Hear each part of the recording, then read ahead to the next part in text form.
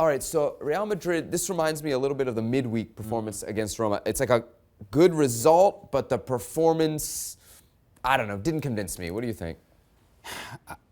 I think you take the 3 points if you're Santi Solari. You take the fact that you were out there with a lot of young faces, names like Marco Llorente, Reguilón, Valverde came in for Modric. You have player after player, Dani Ceballos as well, player after player that maybe were not in the original plans when this season started. But it feels like under Santi Solari, maybe because you had the game in the midweek, that you're rotating some players in and out, or maybe it's because you feel like you need some younger legs out there and you need the presence of players that can give you something different. Marco Llorente was actually very good in this match.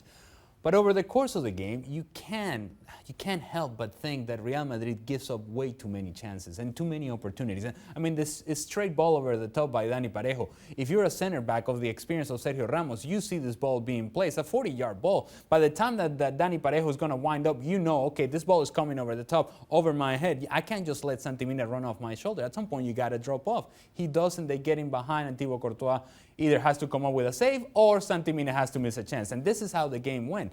If Valencia had been effective and efficient in the attack in the final third, the score would have been far different. But you can also make the argument that on the other half, if Real Madrid had been effective and efficient, they could have scored more goals, which brings me to the point of Gareth Bale.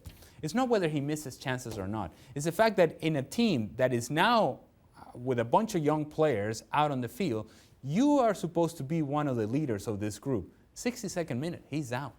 And it's because he's not really changing the game. He's not really impacting the game. He's not really having the effect on the game that you would want to see from Gareth Bale. At some point, this has to change. Because then you're going to put Santi Solari in the most uncomfortable position of saying, do I have to play Marco Asensio and some of these other guys because Gareth Bale is ineffective? You want to play Asensio alongside Gareth Bale, not in place of Gareth Bale. Gareth Bale should be out there impacting the game, and he's not doing it right now. What about a guy like Isco? He hasn't started since El Clásico, the 5-1 match. So he hasn't started since Solari took over. What do we make of what's happening with him at the club and what his future is there? Because that's a guy who, at one point, seemed to be the future of their attack.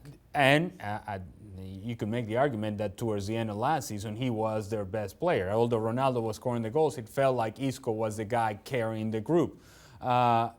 And you thought, okay, well, this season is going to be the moment in which he establishes himself as a guy that is a no-doubter. He's going to play every game, and that's it. Then he has his appendicitis. Okay, well, fine. He's going to take some time off. Hasn't quite recovered from that. And then in the middle of that, it was a coaching change.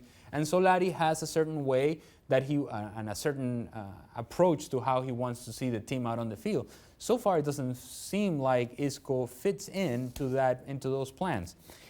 I think long-term Isco is going to be a Real Madrid player, and Solari will find a way to have Isco on the field.